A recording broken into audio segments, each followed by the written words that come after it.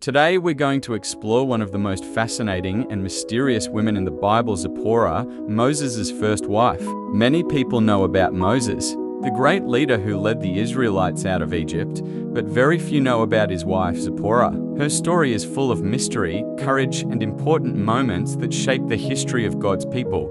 Who was this woman who married one of the most important figures in the Bible? Why don't we hear much about her? And what role did she play in Moses' incredible journey? Today, we'll discover the hidden truths about Zipporah's life, her background, and the crucial moments where she made decisions that changed everything. So sit back, relax, and let's uncover the amazing story of this remarkable woman who stood beside Moses during some of the most important events in biblical history. Our story begins in the land of Midian, a place far from Egypt where Moses had fled after killing an Egyptian taskmaster. Moses was now a fugitive, running for his life when he arrived in this foreign land. It was here, at a simple well, that he would meet the woman who would become his wife. Wells in ancient times were not just places to get water. They were meeting places where people came together, shared news, and formed relationships. Many important meetings in the Bible happened at wells, and this one would be no different. Zipporah was one of 7 daughters of a man named Jethro, who was a priest in Midian. Every day, these 7 sisters would come to the well to draw water for their father's sheep and goats. It was hard work, and often they faced problems from local shepherds who would try to drive them away from the well. On this particular day, when the sisters came to the well, some rough shepherds appeared and started causing trouble. They tried to stop the women from getting water for their animals. This was unfair and wrong, but it happened often because women had little protection. In those days, that's when Moses stepped in. Even though he was a stranger in a foreign land, even though he was running from his own troubles, Moses couldn't stand by and watch these women being treated badly. He stood up to the shepherds and drove them away. Then he helped the 7 sisters draw water and gave water to all their animals.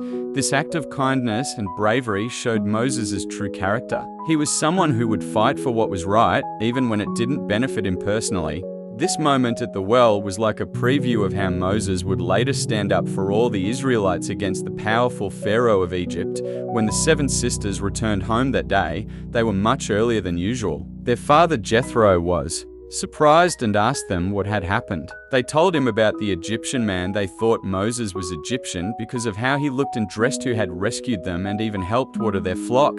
Jethro was amazed by this stranger's kindness. Following the customs of hospitality that were very important in that culture, he told his daughters to invite Moses to their home for a meal. Moses accepted the invitation, and soon he was welcomed into Jethro's family. As time passed, Moses decided to stay with Jethro's family. He became like a son to Jethro, helping with the sheep and learning about life in Midian. Eventually, Jethro gave his daughter Zipporah to Moses in marriage. This was how marriages often happened in those days. Families would arrange them as signs of friendship and alliance. Zipporah's name means little bird in Hebrew, which gives us a picture of someone who was perhaps quick, graceful, and free-spirited.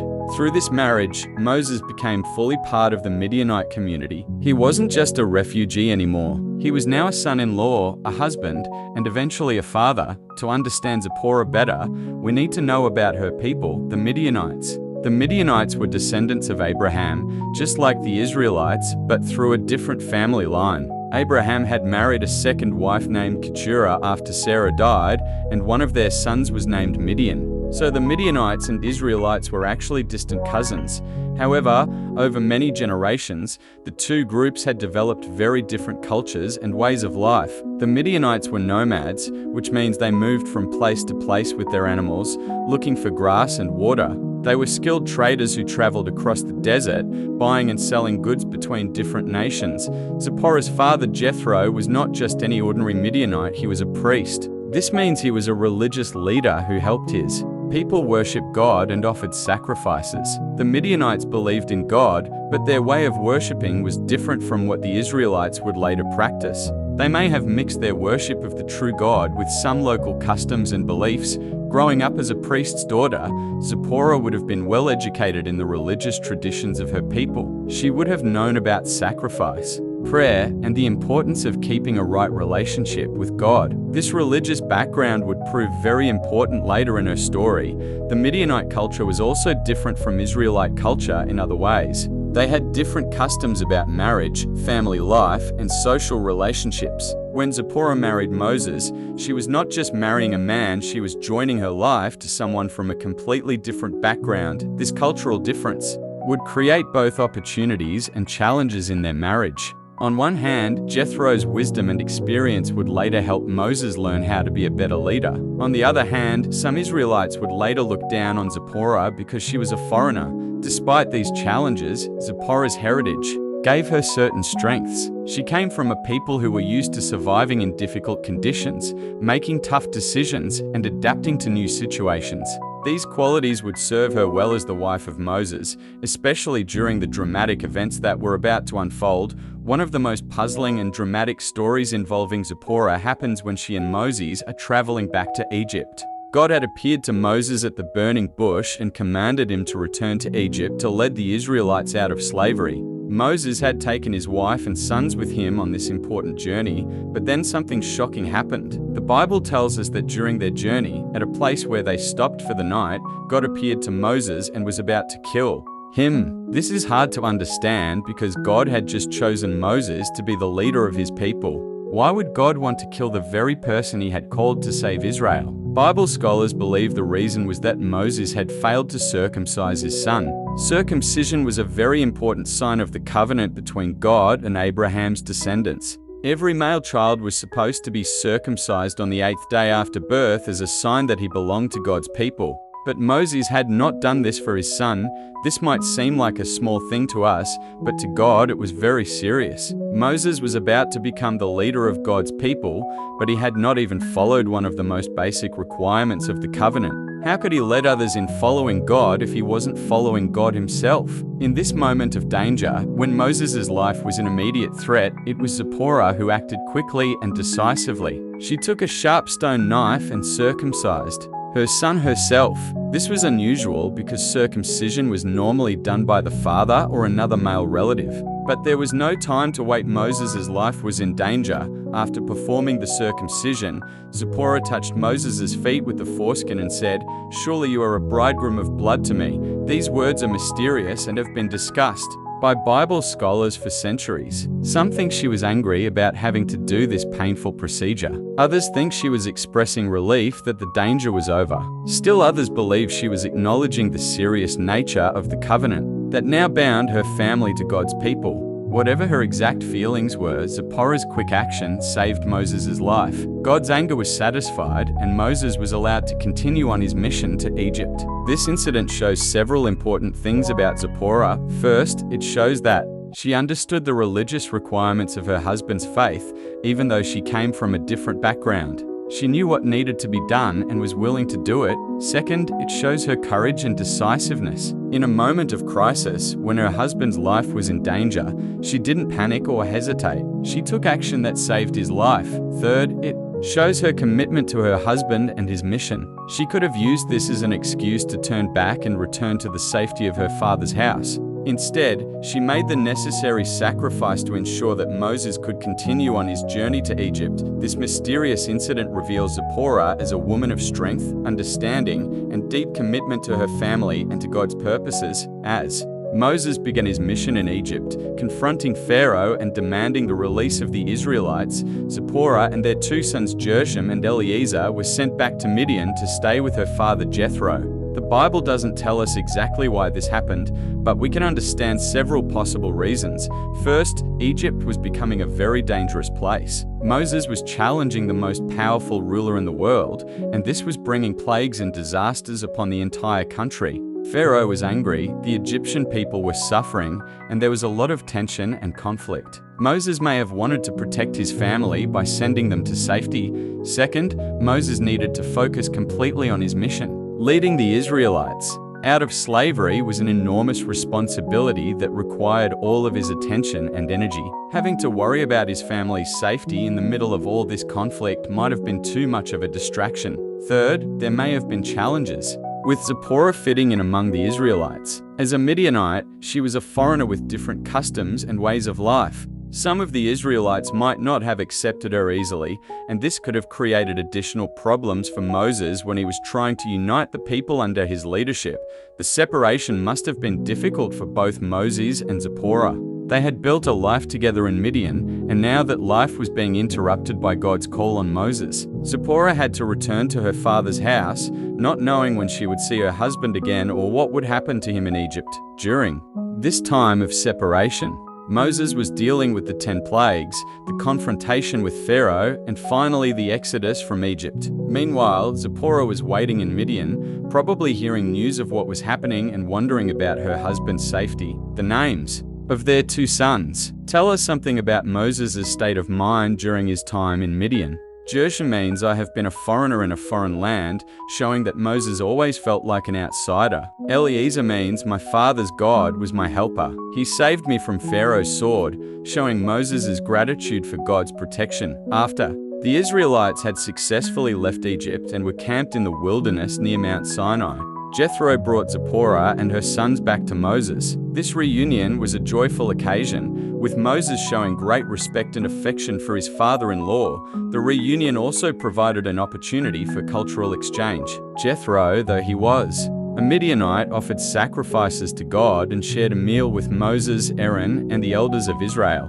This showed that despite their different backgrounds, there could be unity and mutual respect between the different peoples who worship the true God. The final major incident involving Zipporah in the Bible is actually a conflict about her. Rather than something she directly participated in, this incident involved Moses' own brother and sister, Aaron and Miriam, who began to criticize Moses because of his wife. The Bible says that Miriam and Aaron spoke against Moses because of his Cushite wife. Cushites were people from the region of Kush, which is in Africa, in the area of modern-day Sudan and Ethiopia. Some Bible scholars think this Cushite wife refers to Zipporah, while others think Moses may have married a second wife after Zipporah. If this was referring to Zipporah, it shows that she faced prejudice and discrimination even from Moses' own family. The criticism may have been based on her foreign background, her different appearance, or simply jealousy and resentment from people who felt she didn't belong. But the conflict wasn't really just about Moses' wife. Aaron and Miriam were also challenging Moses' authority as a leader. They were saying, why should Moses be the only one who speaks for God? Doesn't God speak through us too? They were jealous of Moses' special relationship with God and his position as the leader of the people. God's response to this challenge was swift and severe. He called all 3 siblings to the tent of meeting and made it clear that Moses held a unique position that no one else could claim. God said that while he might speak to other prophets through dreams and visions, with Moses he spoke face to face clearly and not in riddles. God was angry with Aaron and Miriam for their criticism, and he punished Miriam by giving her leprosy, a serious skin disease that made her unclean and forced her to be isolated from the community. Interestingly, the leprosy made her skin white as snow, which some see as ironic punishment for someone who may have been criticizing another person because of their skin color. Aaron immediately realized the seriousness of what they had done and begged Moses to pray for Miriam's healing. Moses, showing his humility and forgiveness, immediately prayed to God for his sister's healing. God agreed to heal her, but she had to spend 7 days outside the camp as punishment. This incident teaches us several important lessons. First, it shows that prejudice and discrimination existed even among God's people, and that they were wrong then just as they are wrong now. Second, it shows that God defends those who are criticized unfairly, especially when the criticism is based on race or cultural background. Third, it demonstrates Moses' character as a leader. Even though his own brother and sister had criticized him and his wife, he was quick to forgive and intercede for them when they were in trouble. This shows the kind of heart that made Moses a great leader. Finally, this incident shows that Zipporah, whether directly or through another Cushite wife, represented the inclusion of people from different backgrounds into God's family. The conflict revealed the narrow-mindedness of some people, but God's defense showed that he values people regardless of their ethnic or cultural background. Zipporah's story, though it takes up only a few passages in the Bible, teaches us many important lessons that are still relevant today. First, we learn about the importance of courage in critical moments. When Moses' life was in danger because of the circumcision issue, Zipporah didn't hesitate. She took action that saved her. husband's life and allowed him to continue his mission. Sometimes we face moments where quick, decisive action is needed, and Zipporah's example shows us the importance of being brave when it matters most. Second, we see the value of understanding and respecting different cultures while maintaining our core beliefs. Zipporah came from a different background than Moses, but she was willing to learn about and participate in the religious practices that were important to him. At the same time, her own background and perspective probably enriched Moses' understanding of the world. Third, Zipporah's story shows us that God can use people from any background to accomplish his purposes. She wasn't born into the covenant community of Israel, but she played a crucial role in the story of God's people. This reminds us that God's love and calling aren't limited by our ethnic background, nationality, or social status. Fourth, we learn about the challenges that couples face when they come from different backgrounds. Moses and Zipporah had to navigate differences in culture, religion, and family traditions. Their story shows both the difficulties and the opportunities that come with such marriages.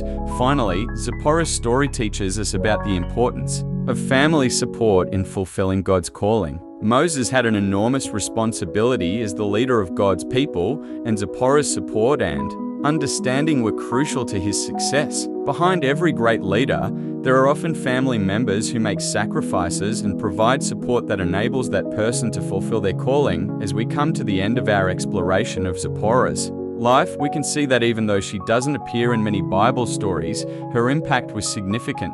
She was a woman of courage, wisdom, and faithfulness who supported one of the most important leaders in biblical history. Zipporah's story reminds us that God often works through people who seem ordinary or who come from unexpected backgrounds. She wasn't born into a royal family or given special privileges, but when the moment came for her to act, she was ready. Her quick thinking and decisive action at the circumcision incident literally saved Moses' life and allowed him to continue his mission of delivering the Israelites from slavery. We also see in Zipporah's story the beautiful reality that God's family includes people from every nation and background. Despite the prejudice she may have faced from some people, God honored her position as Moses' wife and used her to accomplish his purposes. Her story also shows us the importance of supporting our family members in their callings and responsibilities. Zipporah made sacrifices, endured separation, and faced criticism, all to support her husband in fulfilling the mission God had given him. Most importantly, Zipporah's story reminds us that every person has a role to play in God's great plan. We might not all be called to be leaders like Moses, but we can all be supportive like Zipporah. We can all be ready to act courageously when the moment requires it. We can all choose to look beyond cultural and ethnic differences to see the value in every person. Thank you so much for joining us on this journey through Zipporah's remarkable story. I hope you've gained new insights into this fascinating biblical character and found inspiration for your own life. If you enjoyed this video and learned something new about Zipporah, please give it a thumbs up. It really helps our channel reach more people who are hungry for biblical wisdom. Don't forget to subscribe and hit that notification bell so you won't miss any of our future videos exploring the amazing stories and characters of the Bible. We'd love to hear from you in the comments below. What impressed you most about Zipporah's story? Do you have questions about her life or other biblical characters you'd like us to explore? Your comments and suggestions help us create content that serves you better. Share this video with friends and family members who might be interested in learning more about the lesser-known heroes of the Bible. Together, we can grow in wisdom and deepen our understanding of God's amazing story. Until next time, keep exploring the treasures of God's Word, and may you be blessed with the courage and faithfulness that we see in Zipporah's remarkable life. God bless you.